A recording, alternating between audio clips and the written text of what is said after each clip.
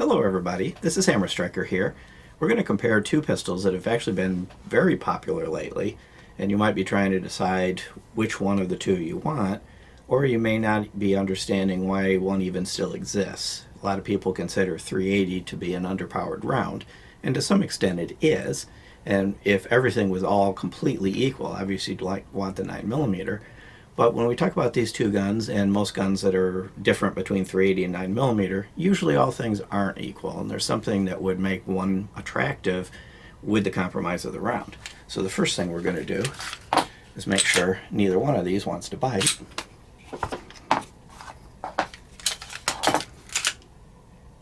And you might have noticed right there, I could definitely tell when I felt it, these are both easy to rack. That's one of the characteristics that's common between them. And I'm actually going to kind of run through a bunch of others that are common. But the 9mm, and I'm going to drop the trigger so that I actually have to cock the hammer.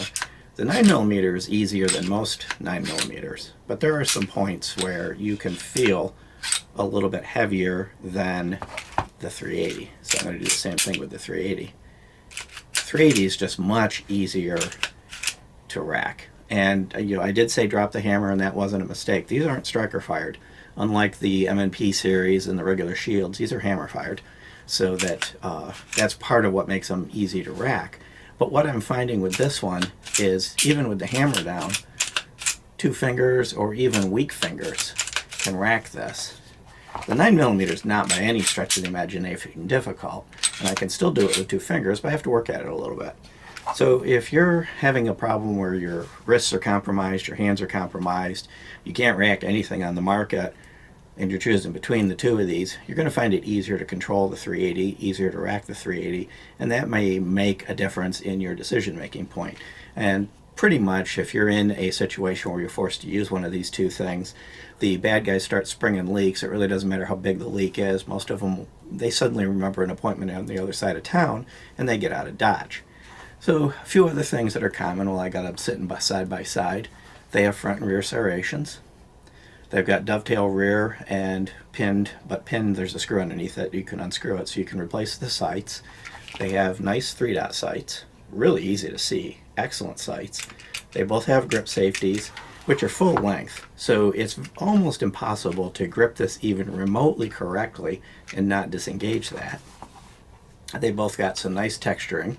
It's very similar in design overall. It's kind of a sandpapery feel, but it's not rough like sandpaper. It's that kind of texture, but it doesn't tear you up. So if it's up against you, it's not going to mess you up. They have a no trigger pull takedown. I'll show you that when I take them down to show you the internals. You move the arm and you can just basically slide the slide right off it without having to mess with the trigger. They both have the option of thumb safeties. And they both have a Performance Center version available, as well as versions with the Crimson Trace laser guard that gives you laser capability similar to what you've seen on my Glock 26 and Glock 27. So there's a lot of things that are the same about these. Now there are a few things that are different. So let's start with the biggest difference of all. The 380 weighs 18.5 ounces and the 9mm weighs 23 ounces. So the 380 is a significantly lighter gun before you even load it. They both hold 8+1, so they're both going to hold the same number of rounds, but of course 380 itself is a little bit lighter, so overall the 380 is going to be a much lighter weapon. The 380 is about 0.1 inches shorter front to back. Kind of insignificant. It's not going to make a difference. If you set them up side by side and I get them lined up correctly, you can see it. But it's really an almost inconsequential difference, because it is. It's 0.1 inches. You can almost see it there in the dust cover. Not going to make a difference in your decision-making process. They're both the same thickness with the slide and then with these little wings at the back. And they're both, as you can see, the same height. Barrel lengths are the same and capacities are the same. So the only dimensional type statistic that makes really any difference in which one you're going to carry is the weight. That's 4.5 ounces is a noticeable amount of weight difference, especially if you're trying to hide this someplace on your body where you're kind of constrained in what your options are. Internally, they're fairly similar. I'm going to take them apart. Now, I'm not going to go into a lot of detail on these and the procedures and stuff like that. You can look at our full reviews and you can see that.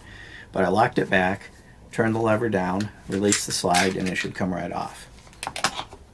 And I'll do the same thing with the other one. And as I'm handling the 9mm, if I put them down and had to close my eyes and tell you which one was which, I could identify the 9mm in an instant. It's just a little heavier that you can actually kind of feel the mass and the momentum. Internally, they look very similar. You'll see there's some differences in the barrel lugs.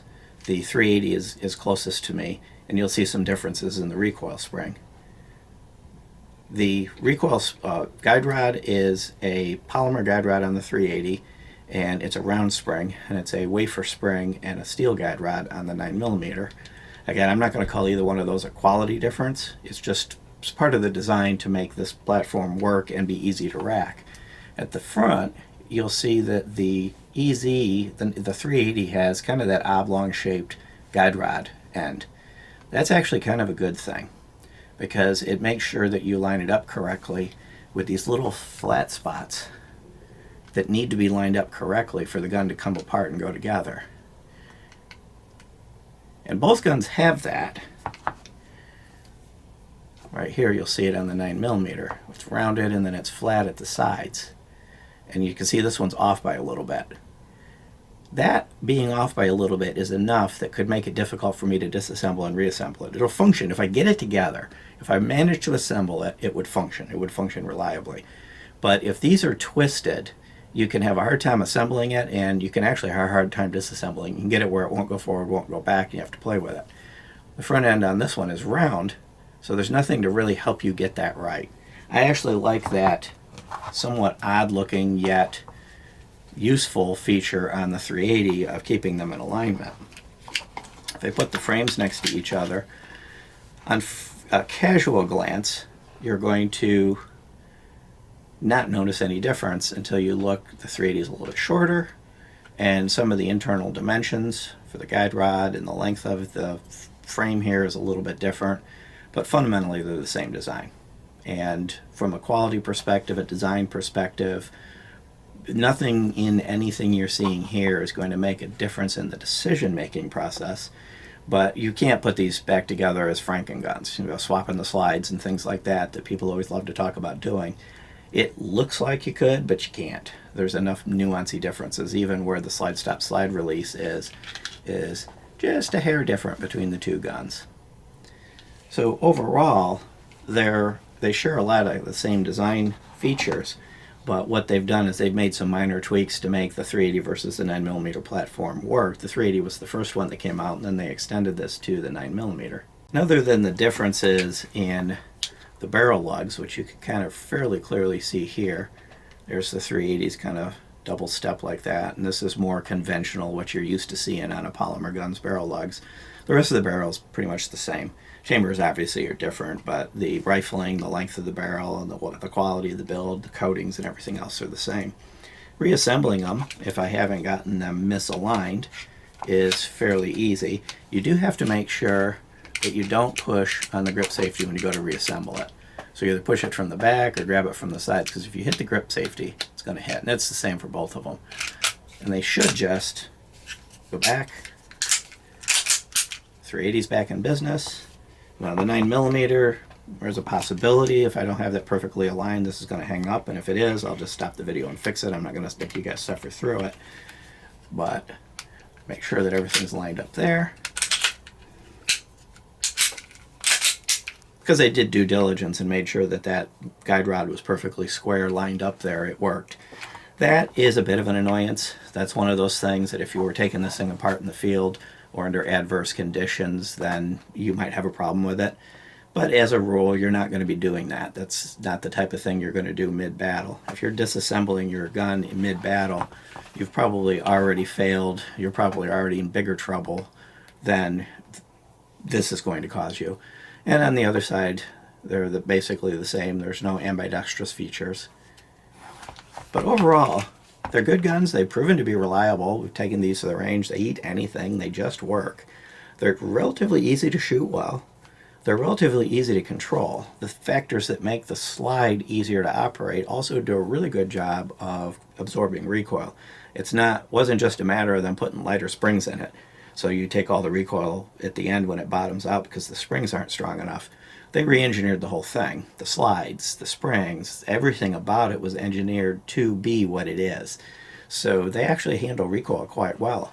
And with their purpose being people that have constrained strength in their hands, their arms, and may have difficulties operating a normal slide. This is a 9mm, so I had to squeeze it a little bit harder. This is not something you're going to do with most guns. So they do actually meet that purpose quite well. So the last thing I'll do is mention MSRP. The 9mm has an MSRP of $479, and the 380 has an MSRP of $416. And normally when we're doing these things, we'll give you some street prices. Right now we're right in the middle of everything, and these are, like all concealable guns, are just basically not available. If you manage to find one, you're going to pay whatever it is that person wants for it, because that's the market we're in right now. Normally the street prices used to be just below $400 on both of these, maybe a little bit over $400 on the 9mm, but they're in the 400-ish territory under normal conditions. So they're actually a really reasonably priced gun for what they offer. Beyond that, if you like our videos, please give us a thumbs up, share, subscribe, click that bell up there to be notified if you do. Check us out on Facebook, Twitter, Patreon, Instagram. We're kind of all everywhere. Bye.